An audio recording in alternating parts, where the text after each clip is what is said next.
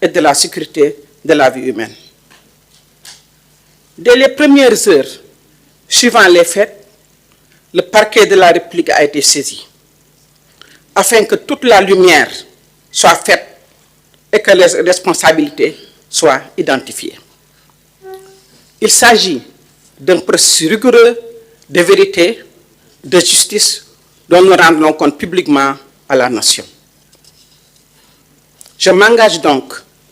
devant le peuple sénégalais à ce que toute la vérité soit établie et que les responsabilités soient situées sans faiblesse et sans protection. Encore une fois, je présente mes condoléances à la famille du défunt. kàddu yu gàtt yooyu rek laa bëggoon wax pour wax ni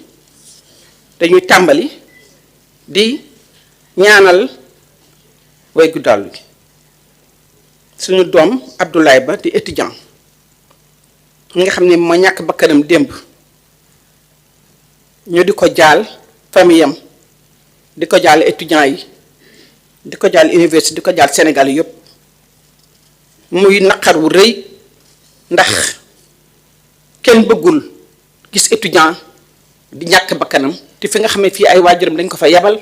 pour mu jàng barabu jàngukaay di université du barabu fitna ak violence barabu jàng la barabu sàkku xam-xam la barabu jàmm la war a doon ndax ñun ñëpp jaar nañ ci te suñu waajur dañu ñaanoon ñi dem fa ba ñu fa génne kon lu tiis la te xam nañ ko loolu moo tax tamit bi ñu jógee loolu rek ñu taxaw ci daldi ni nañu gëstu lan moo xew tàmbali ko ci parquet bi ñu fexe ba ñu xam li xew naka la demee ñu mën xam responsable yi ñan lañu te incha allahu rabbi duñu nëbbal kenn duñu protéger kenn mais dañu fexe ba xale bi xam ci yan condition la génnee àddina loolu nag dafa laaj gëstu dafa laaj dëgg dafa laaj tamit ñu fexe ba bu ñu ko xamee ñu ñëw wax ko Sénégalais yi ndax ñun taxaw wax Sénégalais yi dëgg rek moo ñu leen fi tege te loolu la ñu gëm te loolu la ñuy def ñu xam ne nag tey bésu tamit la ñu dalal xel yi ñu dellu si jàmm ndax jàmm rek ci la yëpp xaj fitna mën na am mais bu ñu demee ba bakkan wadd mu tiis ñëpp nag ñu nañu taxaw ñu xoolaat suñu bopp ñu dellu soit ci suñu bopp ñu xool naka la ñuy xoolee ci yan circonstance la xel bi ñàkkee bakkanam ñan ñoo responsable te du ñu jël kenn di ko protéger waaye nag dafa jot ñu dellu soit xel yi tàppe xol yi te incha allahu rabbi dina ñëw fii wax leen ni nii la demee ak lan moo xew ak ñan ñooy responsable ñi ngi koy ñaanal yàlla yàlla na ko yàlla xare àjjana yàlla na yàlla may xolu muñ ay waajuram te yàlla na fa mu jëm gënal ko fa mu jóge jërëjëf.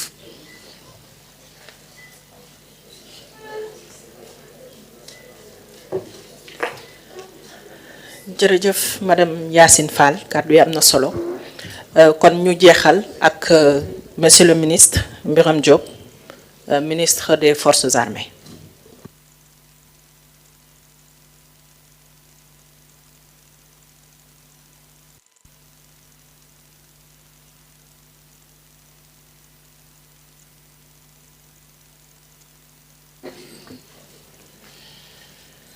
Je voudrais, à la suite de mes collègues ministres, présenter mes sincères condoléances à la famille de notre fils, étudiant Abdoulaye Ba, à la communauté universitaire, ainsi qu'à l'ensemble du peuple sénégalais. Nous prions pour que le bon Dieu l'accueille dans son paradis céleste. Nous avons également une pensée pour nos concitoyens blessés qu'ils soient membres des forces de l'ordre ou étudiants, et leur souhaitons un prompt rétablissement. À la suite du ministre de l'Intérieur, je puis vous assurer que les forces de l'ordre sont les premières à être peinées, attristées, lorsque lors de leurs interventions, il y a des blessés ou une perte de vie humaine. C'est pourquoi les forces de l'ordre font en permanence tous les efforts nécessaires pour une exécution en toute sécurité et avec l'humanité requise des missions qui leur sont confiées. Et c'est pour cette raison que les autorités de la République, au nom de l'ensemble du peuple sénégalais, les félicitent et les remercient pour leur service rendu à la nation. Ces autorités les encouragent également à poursuivre leurs efforts dans la voie de l'excellence. Toutefois, l'État du Sénégal, qui continuera bien entendu à les accompagner, veillera à ce qu'elles continuent d'agir avec professionnalisme, responsabilité, en respectant le principe de proportionnalité et en respectant les droits, tous les droits de nos concitoyens. S'agissant de la situation qui prévaut dans nos universités en général, et à l'université Cheikh Anta Diop de Dakar en particulier, il faut avouer, comme l'a dit le ministre de l'Enseignement supérieur,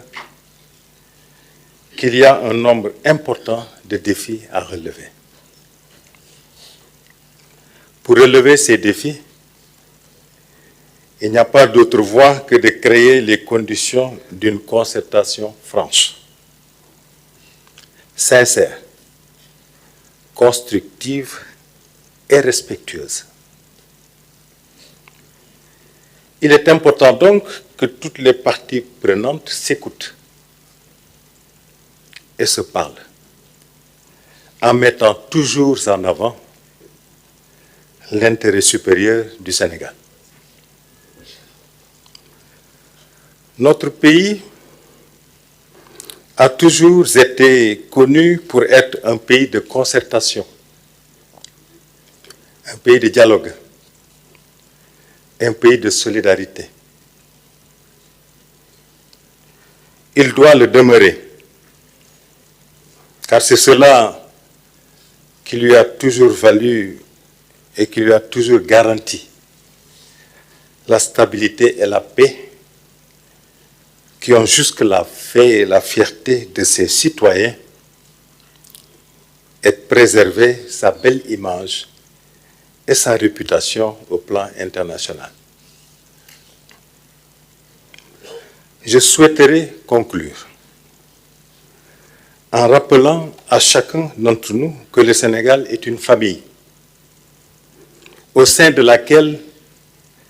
les membres, malgré leurs différences, malgré leur antagonisme, ont toujours su faire preuve de dépassement pour continuer à vivre en toute harmonie. Nous avons hérité cela de nos grands-parents et de nos parents. Préservons cette famille et transmettons-la dans de bonnes conditions à nos enfants et aux générations futures. Cette responsabilité nous incombe à nous tous, jeunes, moins jeunes, hommes, femmes, étudiants, professeurs, membres des forces de défense et de sécurité, bref, à tous les Sénégalais sans exception. Je vous remercie. dama bëggoon bi ñi ma jiitu fii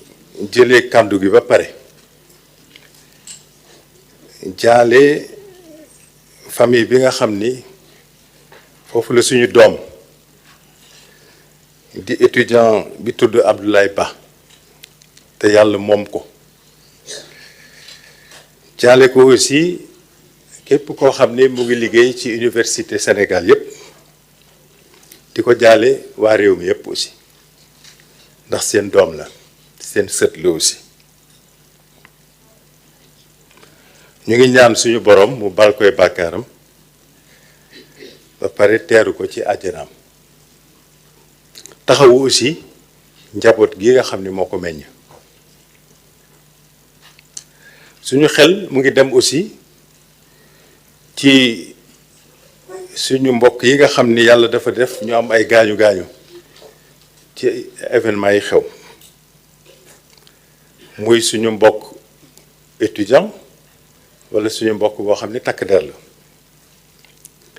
di leen ñaanal yàlla may leen wér ci lu gaaw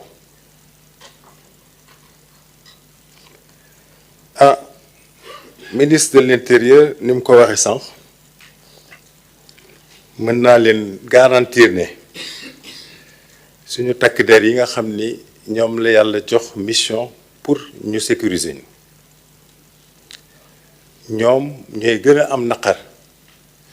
saa yu amee kenn koo xam ni gaañu na walla mu ñàkk bakkanam ci activités yi nga xam ni moom la takk der yi di def pour population yi pour seen sécurité ñoom lay njëkk a naqari ndax ñoom ñëpp suñuy rakk lañu suñuy mag lañu suñuy doom lañu suñuy pàpp lañu moo taxit ñoom takk der yooyu foo leen fekk ñu ngi góorgóorlu pour def mission bi leen réew mi dénk ci condition de sécurité yoo xam ni kenn du ko naatable wante aussi ci yërmande ndax ñoom ñëpp xam nañ ni Sénégal benn bopp la ñëpp bokk ndey ak baay looloo tax nag kilifa réew mi di leen sargal di leen encourager di leen féliciter ci turu Sénégal yëpp di leen ñaan ñu continuer di góorgóorlu pour que saa yi ñu leen yónnee mission ñu def ko ca na mu gën a ware en toute sécurité lépp lu ñu def rek ci wàllu woowu ñu xeeb ko dolli ko suñ ko mënee nguur gi nag ak autorités yi ko composé bu neexee yàlla nañ continuer di jàppale takku der yi pour que ñu nekk ci meilleures conditions def seen liggéey wante nag dinañ continuer aussi di wax takk der yi nañu góorgóorlu def seen liggéey ci professionnalisme responsabilité ba pare jox cër nag bépp doomu baar aadama boo xam ni fii lay soxee ko fii la dëkk di Sénégal respecter seen àq ak seen yelleef mais aussi di appliquer li ñuy wax principe proportionnalité mooy li ñuy wax nit di la sànni xeer nga génne ay chars de combat loolu dafa am problème nan nañuy seet le principe de proportionnalité dafa di loo xam ne dafa am solo su ñu ñëwee nag ci situation bi nga xam ne moom moo nekk ci suñu université yi surtout ci université Cheikh Anta Diop ñun ñëpp d'accord nañ ci ne am na ay jafe-jafe te jafe-jafe yooyu du lu bees yàgg na fa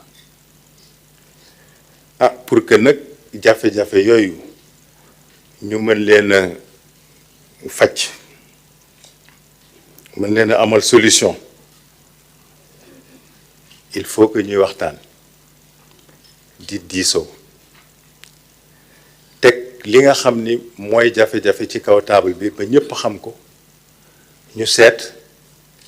ñun ñi nga xam ni ñoo bokk réew mi nan lañ ko mën a waxtaane ci dëgg nag, parce que waxtaan su laluwul ci dëgg du am njariñ. ci dëgg ak ci respect, parce que mënu leen a waxtaan su ngeen respectantewul ci considération ak aussi ci esprit constructif, c'est-à-dire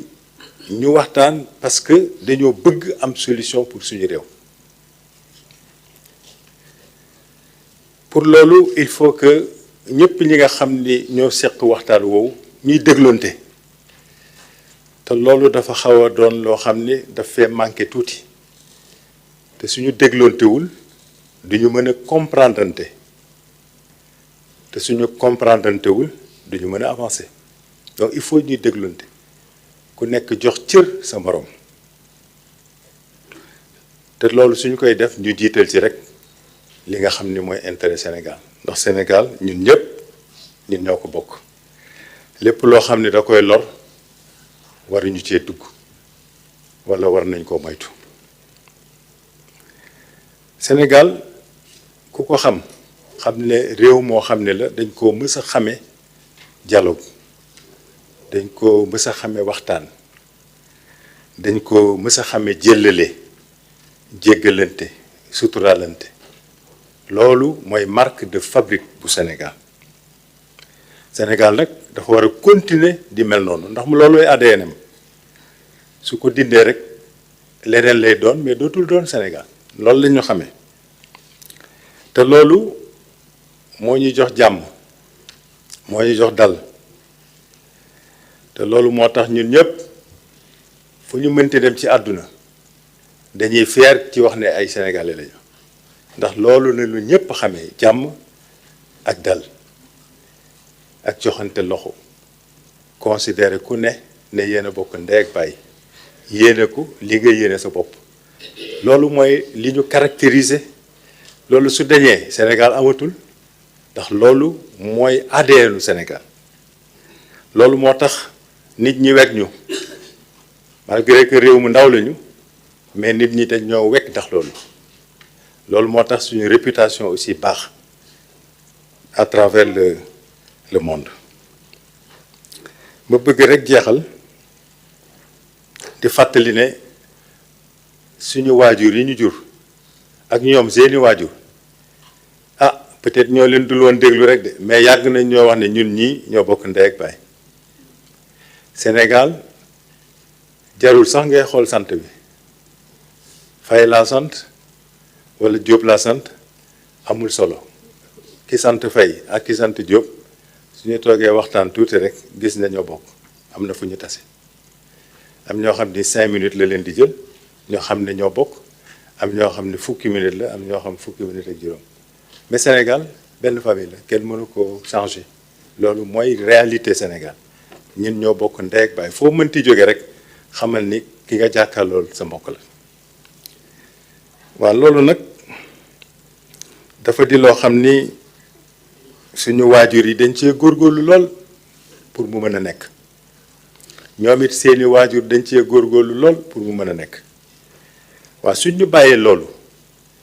ba ñu mën a vivre en paix, ba tal di liggéey di def leneen, loolu ñu suñu waajur yi bàyyil war nañ ko bàyyil suñu njaboot, bàyyil ko génération yi ñëw. responsabilité boobu nag ñun ñëpp la incombé, muy mag, muy xale, muy góor, muy jigéen, muy étudiant, muy professeur, muy takk der, muy ku jigéen, muy ku góor. amul benn Sénégalais boo xam ni yàlla joxu la boobu responsabilité. nañ ci góorgóorlu. nit ñi mënuñoo d'accord ci lépp, wante mën nañoo fexe ba même suñu d'accordul ci lépp ñu créer les conditions d'une vie harmonieuse, d'une vie pacifiée. ñu xam ne Sénégal benn bopp la, kenn mënu koo xar ñaar. yal na yàlla def jàmm ci réew mi. ñun ñëpp nañu joxante loxo góorgóorlu pour que Sénégal nekk réewu jàmm. jox ko suñu ay doom dans les meilleures conditions bala yàlla suñu borom di décider li nga xam ni moom la bëgg décider ci ñun ñi maa ngi leen di sant di leen gërëm merci.